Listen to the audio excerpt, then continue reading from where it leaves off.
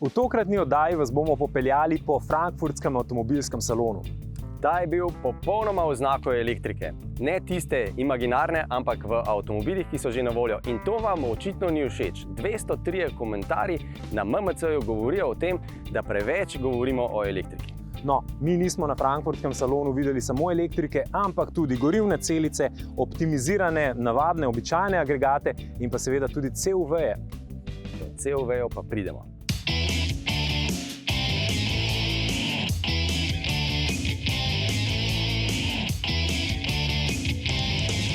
Pozdravljeni v avtomobilnosti. In če potegnemo črto pod Frankfurt po Frankfurtu, ugotovimo, da se pravzaprav v resnici ni tako zelo ukvarjal z elektriko. Elektrika je dejstvo, električni avtomobili niso več neka odmaknjena prihodnost, ampak so postavljeni že na razstavne prostore, da se kupujejo. V resnici se je Frankfurt ukvarjal z bencinskimi motorji in tem, kako jih izboljšati do te mere, da bo posamezna znamka dosegla 95 gramov na kilometer izpustov, kar je vrednost, ki jo morajo od naslednjega leta tudi upoštevati. No, da malo pojasnim, 95 gramov na kilometer mora povprečje celotne znamke oziroma celotna njihova flota doseči, zato da dosežejo nekatere standarde, to pa lahko z različnimi uravnavami tudi dosežejo. Tudi recimo z povečevanjem elektrificiranih in zgolj samo električnih avtomobilov. In ko smo pri električnih, en električni avto je seveda močno izstopal. Ja, in ta avto je, ne boste verjeli, na nek način z frankfurtskega salona izrinil celo predstavitev novega Golfa, saj so se bali, da bi vse žaromete prevzel on in za Golfa ne bi skoraj nič ostalo. Predstavljamo vam glavno zvezdo koncerna. Ponavadi je bil predvečer avtomobilskih salonov rezerviran za vse novosti, ki jih je Volkswagen predstavil kasneje na avtomobilskem salonu. Danes se to ni zgodilo. Zakaj? Zato, ker Volkswagen začenja novo ero in to je era ID.3. S prijazno masko, kot pravijo, z nasmehom na obrazu, vabijo z novim ID-jem spet tiste ljudi, ki so bili nekoč zaljubljeni ali pa so se zaljubili v legendarnega hrošča. You know, this new type of mobility should be positive, sympathetic and empathic and not aggressive. So, to be more friendly in cities, we consider as a good thing. In kako zelo pomemben bo ID.3, pravzaprav vidimo že na pogled. To, kar je včasih ponujal Golf, bo ponujal tudi ID.3 in ne nazadnje so oblikovalci to hoteli pokazati z velikim in zajetnim C-stebričkom, ki je pravzaprav skoraj enak kot pri Golfu.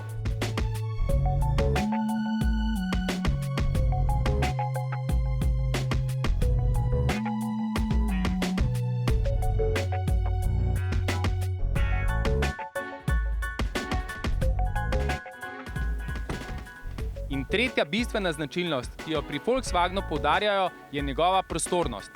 Pravzaprav naj bi bila Passatova prostornost. Ampak vse lepo in prav. Ta avto je prijazen, prostoren, naslednji Golfa, ampak Golfa, kaj pa GTI? So that means that we can still expect GTI versions? Of course, sure. Elektrika je zagotovo eden najbolj uporabljenih načinov za doseganje standarda 95 gramov na kilometer. K temu se zatečejo zaradi tehnoloških rešitev, ki so tukaj nekako najlažje, okoljski pogled ob tem dajmo raje ob stran. Govorimo o mehkih hibridih, priključnih hibridih, hibridih in popolnoma električnih avtomobilih. V bistvu je tako, kot bi izbiral ajvar na blagajni v trgovini. Blagi, mehki hibrid, kje je sploh razlika, Andrej? V trdota se ne bom spuščal, ampak lahko pa se v okoljski pogled. Tako elektrificirana flota mogoče pripelje do tega, da doseže neka znamka kvoto 95, ampak v resnici pa trajnostno gledano odpira nova vprašanja. Prva stopnica na poti k Fordovi elektrifikaciji je nova Ford Puma. Puma naj bi sodila v razred SUV-jev. To je tisti razred, ki je doslej oziroma še vedno najbolje prodajan in najbolj rastoč. Ampak Puma ni več klasični SUV, ampak je bolj križanec. Če bo Puma na voljo samo s hibridnim pogonom, pa bo naslednja stopnja Kuga. Kuga bo ponujala priključno hibridni sistem, s katerim se bo lahko peljalo plus minus 50 km zgolj samo na elektriko. In če smo Kugo doslej poznali kot robusten križanec, to ni več. V tretji generaciji so ga namreč v roke vzeli isti oblikovalci, kot so oblikovali novega Focusa, kar pomeni, da je veliko bolj športna in dinamična. Ford je nove hibride pospremil z drzno napovedjo, da bo že leta 2022 prodaja hibridnih različic prehitela prodajo neelektrificiranih verzij. Normal engines will still be around in our hybrid vehicles and plug-in hybrid vehicles, and also mild hybrid vehicles, diesel and gasoline engine. However, the future emission standards, looking further ahead, will lead to conventional combustion engines becoming more expensive, also to comply with CO2. So at some point, having a hybrid electric powertrain will be cheaper, will be more cost efficient than further developing engines. So we'll see more electrification and less development, further development of engines for the sake of fuel economy. Elektrika je, če pustimo ob strani dejstvo, da še vedno kurimo lignit, da jo proizvajamo, dobra zato, da je avtomobilsko industrijo kar malo brcnila v rit. No pa poglejmo, kaj v tem primeru to konkretno pomeni. Če hoče neka znamka v celotni floti svojih avtomobilov povprečje znašati na 95 gramov na kilometer, tega ne more doseči z uvajanjem enega ali dveh električnih ali elektrificiranih avtomobilov. Posvetiti se mora najbolje prodajanim avtomobilom, tam, kjer dela prodajno številko. In to so praviloma bencinski in dizelski motorji. In tam očitno lahko brez pomoči elektrike inženirji iztisnejo iz bencinskih motorjev še precej več, kot smo si mislili. Ko smo mislili, da je že vse na najvišjem nivoju, se je pojavil smart engineering. We have worked hard to also improve our internal combustion engines. For example, the new Opel Corsa in every variant is providing better fuel economy and lower CO2 than the old version in its best and lowest CO2 number. And this with the internal combustion engines only. And the new Corsa is 25% better in fuel economy, less in CO2. And this alone is a signal that the combustion engine has still a future in itself. And we are working very hard. You can also see it on the new Opel Astra, which we are relaunching in these days with 3-cylinder engines, brand new transmissions. And on the Astra, we have gained 21% improvement. So it's still all open. While electric is coming, gasoline and diesel is also still on. We've chosen to go to only 3-cylinder engines. We took the old generation and looked at every part and changed everything to be more efficient. We actually reduced the number of screws by 100 on the engine to make it more simple, but also more efficient. And then we did reduction in friction, for example, on the engine, an improved combustion system. We went to a longer stroke engine. So there's many small details that led to this big number of 21%. Predvsem pa so motorje snovali skupaj z modernimi samodejnimi menjalniki. V dizelskem primeru govorimo o menjalniku s kar 9 prestavami. There's a lot of electronic controls now on the transmissions to really try to project what the customer wants as a behavior from the transmission. There's a good feedback from our sensors to the powertrain controller, where you know which kind of road load you have, how much energy you need for a certain speed. The pedal feedback, of course, electronically from the driver. No, ta pametni 9-stopenjski samodejni menjalnik je nastal tukaj za mano v tovarni menjalnikov sredi Rieslsheima pri Frankfurtu, je namenjen dizelsko gnanim Astram. Za takšno 1,4 litrsko turbobenzinsko Astro pa so tukaj pripravili verjetno še veliko večjo mojstrovino. CVT menjalnik nove dobe. Se pravi, brezstopenjski oziroma neskončno stopenjski samodejni menjalnik, za katerega lahko rečemo, da je resnično takšen, kot ga še ni bilo.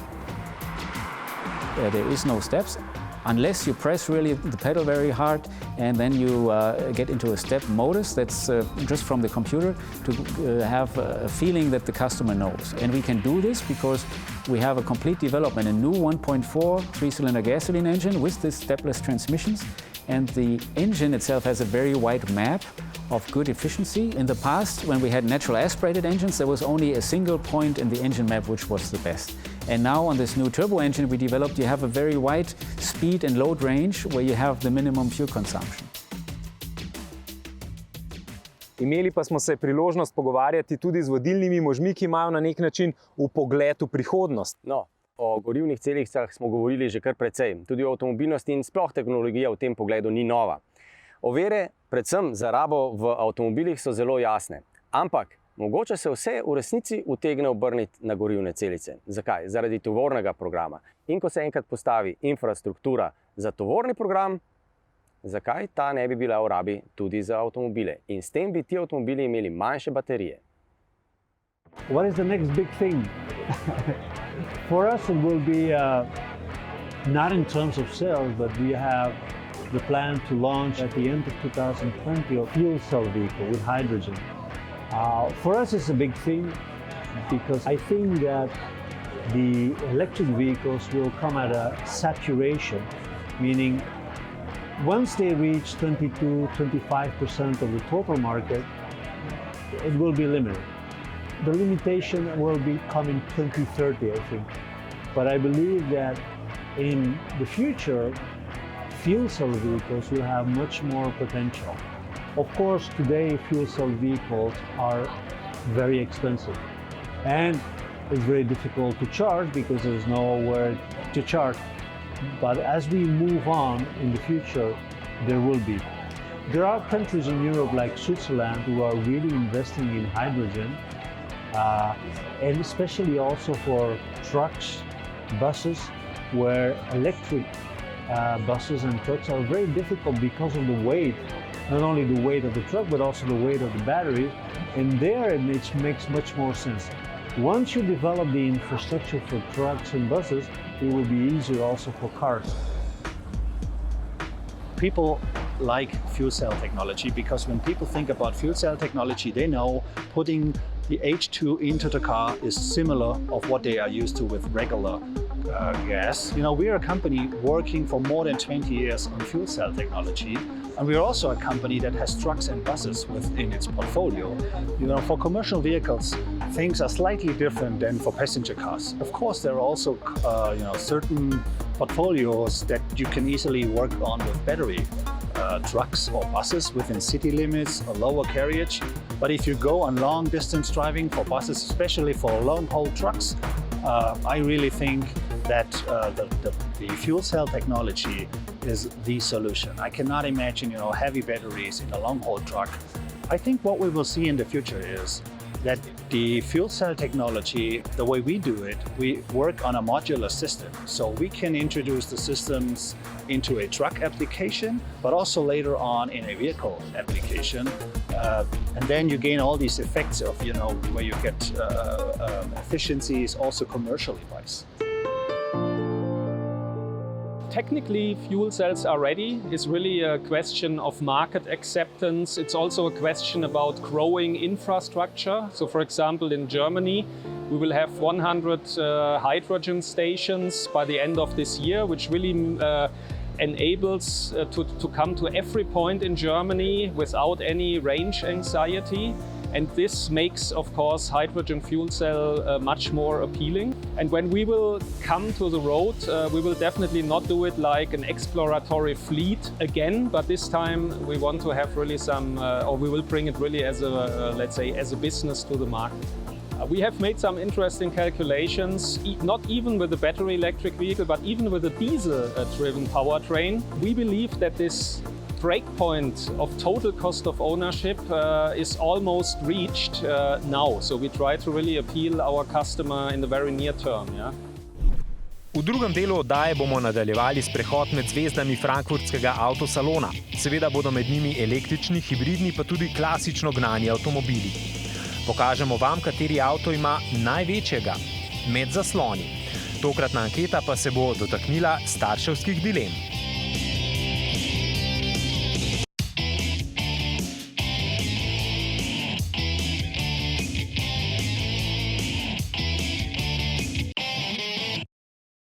Če izpostavimo še par novih modelov z frankfurtskega avtomobilskega salona, je tu v ospredju zagotovo novi Land Rover Defender, včasih znan celo kot Defektor. No, predvsem pa včasih znan po legendarnih zgodbah. To je avto, ki je postavil pravzaprav imidž te znamke in to je tisto, kar prodaja. Še vedno je klen terenec, ampak morda so danes kupci malo bolj ne tako terenski. No, kupci, tisti, ki so žalostni, smo moški v srednjih letih. No, vem pa, kdaj Andrej ni tako zelo žalosten in se ne počuti tako zelo v srednjih letih, in to je takrat, ko sede v kakšnega dobrega Porscheja. No, v tega sicer nismo še sedli, smo bili pa v tovarni v kleti in smo si ga lahko natančno ogledali, še preden je zapeljal na ceste. Govoriva o novem Porscheju Taycanu, ki je, lahko rečeva, Tesla in pol. Po ceni, po zmogljivostih, povsem je Tesla in pol in še več. No, in ko govorimo ravno o elektrifikaciji takih malo bolj športnih modelov, naj omeniva, da Rimac, naš sosed, je prejel kar zajeten kupček denarja od koncerna Porsche in pa seveda tudi od samega Hyundaia. Od njih bo dobil denar, njim pa bo dajal znanje. Očitno so prepoznali velik potencial, predvsem v programerjih, ki jih je Rimac v svojem okolju resnično že veliko izbral. In ko smo ravno pri močni elektrifikaciji, Lamborghini je predstavil svojega prvega hibrida, V12 motor, 774 konjskih moči. In 33. Koliko? 33 konjskih moči, ki jih pride od električnega motorja. Mogoče za klimatsko napravo poganjati. No, ampak ta Lamborghini se imenuje Cayenne in se oblikovno zelo opira na legendarnega Countach-a. Ki sem ga vozil. Ampak to niti ni tako pomembno. Tisti, ki bi znal o novem Lamborghiniju nekaj povedati, pa je v resnici Valentino Balboni. Zanimivo pri njem namreč je, da je kar 80% vseh Lamborghinijev testiral prav on. In vsak Lamborghini ima njegov pečat. In zanima me, kaj bi rekel o elektrificiranem Cayenne.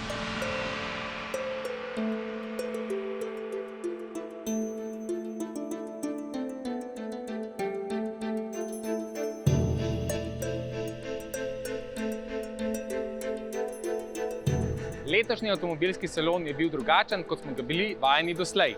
Zakaj? Zato, ker je na njem bistveno manj razstavljavcev, kot jih je bilo v preteklosti, kar pa seveda po drugi strani pomeni, da je ostalo veliko več prostora. In nekateri so ga izkoristili na zelo domiselen način. Eden takšnih je bil tudi Audi, ki je s prenovljenim Audijem A5 takole na steno umetniško postavil novega A5 kabrioleta. Če smo bolj natančni, kar 20 znamk je zgrešilo frankfurtski avtomobilski salon. Skoraj vse italijansko-francoske, japonske, korejske, Američani pa tako ali tako v Evropo niso kaj dosti hodili. Pa poglejmo, zakaj so zgrešili. Prvič zato, ker se v Frankfurt res kar s težavo vedno podajo, ker je to domači teren največjih nemških igralcev. Zato, ker morda prav v tem trenutku nimajo tako močnih električnih ali elektrificiranih modelov, s katerimi bi se lahko borili z nemško konkurenco. In tretjič zato, ker se saloni močno spreminjajo, tako po vsebini, kot tudi po sredstvih, ki jih je treba vložiti za to, da se tam nastopiš.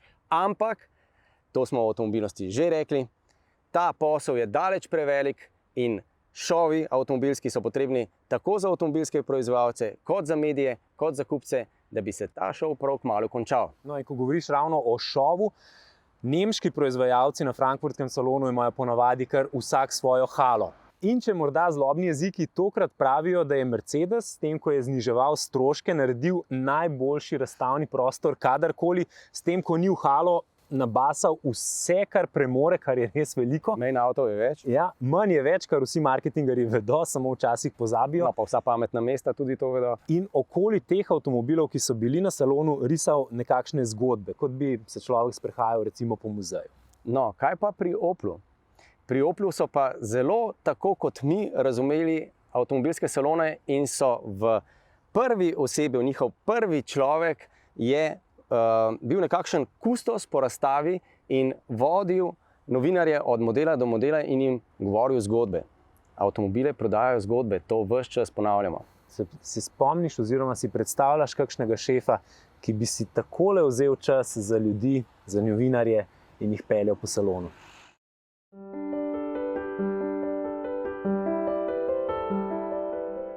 Navajeni smo že, da staro in dobro prodaja tisto, kar je novo. In Opel ni bil edini, ki je novo prodajal s pomočjo starega modela, stare Corse. No, star avto smo občudovali tudi pri Škodi, je pa manjkalo tisto, kar je novo. The first Octavia was just launched 60 years ago. And the remarkable thing about this car is that it's been carrying over the last 60 years the same DNA than in this first car here. And through the generations, you find exactly the same ingredients that made this car remarkable 60 years ago, which is an incredible interior space, incredible boot capacity. And so we hope the next generation of Octavia will continue to carry the same DNA and bring it an even further step forward. It will come very soon.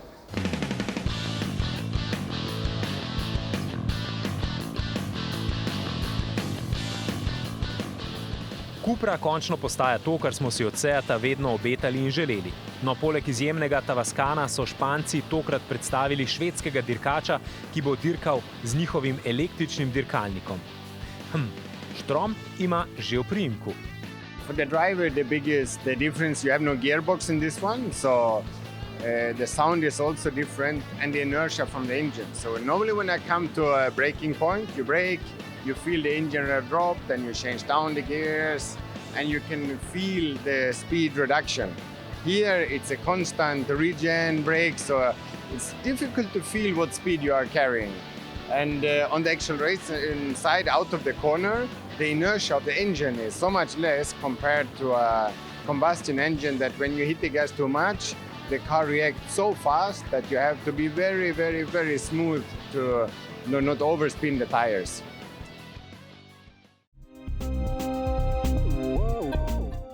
Od tistih, ki so v Frankfurtu bili, velja poudariti še novega Hyundaia, pa njihov koncept, ki kaže linije bodočih električnih Hyundaijev. No, eni so v Frankfurtu nastopili gverilsko, neetično, na dvorišču. Ni pa manjkala Honda s svojim simpatičnim elektromalčkom, ki pa se ga v Sloveniji še ne bomo kaj kmalu veselili. Ima ogromen zaslon, a lovoriko si je vendarle nadel novinec. This is it. This is the real version. In the my screen's bigger than yours battle, we've won, okay? We are a startup, but we're 1,600 people now. We have a massive, impressive plant in Nanjing, so we're actually gone beyond the startup phase. Ima pa ta nastopač očitno tudi največji zaslon. In Byton je podjetje iz San Francisca s kitajskim denarjem in lastniki in pa nemškim minhenskim znanjem. No, nima pa direktorja. Zdaj ga ima spet. Vmes je pa kar šel in ga ni bilo. To, kar si pri konkurenci Tesli močno želijo, da bi se kdaj njim zgodilo. Da bi Musk nekam šel za nekaj časa, pa ga ne bi bilo z njegovimi izjavami, kaj bojo še jutri naredili.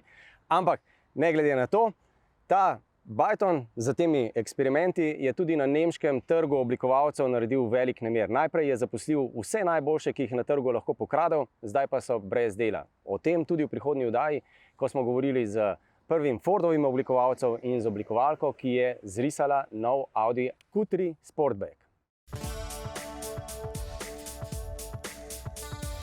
Posvetimo se še novičkam. Na slovenske ceste so zapeljali tudi Focus ST, torej najbolj zmogljiva verzija slovenskega avta leta ta hip, pa tudi Ranger Raptor. Ranger Raptor predstavlja v tem trenutku unikum, kar pomeni, da je na eni strani zasnovan za terenske navdušence, na drugi strani pa zaradi svoje zunanje podobe tudi za nekoga, ki želi izstopiti. No, če Raptor nekako izstopa, pa je osnovni Ranger dobil novo konkurenco, novega Mitsubishija L200. In mimogrede, kot bi se zmenili, so avtomobilske znamke izvedle nekaj avantur. Mazda je recimo šla na Nordcup in posnela film, ki je osvojil filmsko nagrado. Volkswagen je dirkal k nebeškim vratom, tistim na Kitajskem. Jeep pa je razstavil atraktivne fotografije s potovanja okoli sveta. In v oči nam je padel tudi Boschev otroški voziček s tehnologijo električnih koles. Se pravi, elektrika staršem pomaga pri vzponih ter pri klancih samodejno zavira in rekuperira. In mislim, da vsi poznamo pravega kandidata za take električne otroške vozičke. Kaj si mahal, še preden sem sploh povedal kdo, ampak ja, seveda našel se je sam.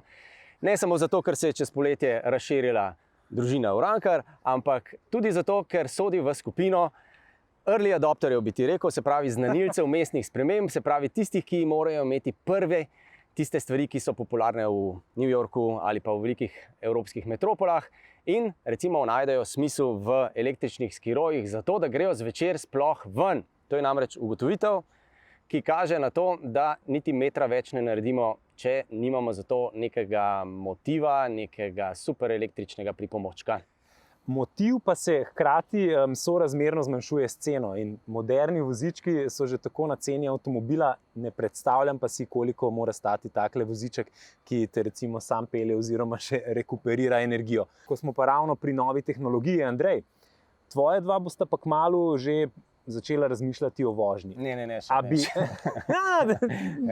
A bi dal z lažjim srcem ključe, če bi vedel, da lahko dostopaš s svojim pametnim telefonom do kamer spredaj in kamere noter, ki kaže tvojega mladega voznika v družini, kaj počne? Jaz ne bi dal ključev z lahkoto v nobenem primeru, pa če je kamera ali pa če je ni.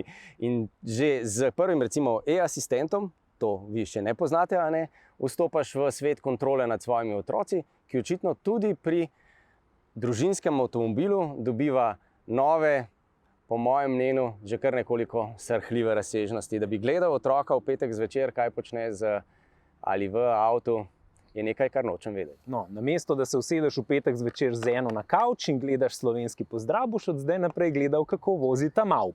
Kaj pa vi, dragi gledalci in gledalke, vam je v redu to, da bi takole spremljali vaše najmlajše oziroma vaše nadobudne voznike, pa tudi tisti, ki zdajle se odpravljate v avtošolo, lahko glasujete, če vam je v redu, da bi jo starši spremljali na vožnje v naši anketi na MMC Avtomobilnost. In pa seveda se vidimo spet naslednji teden, ko bomo z vami na istem kanalu ob skoraj istem času.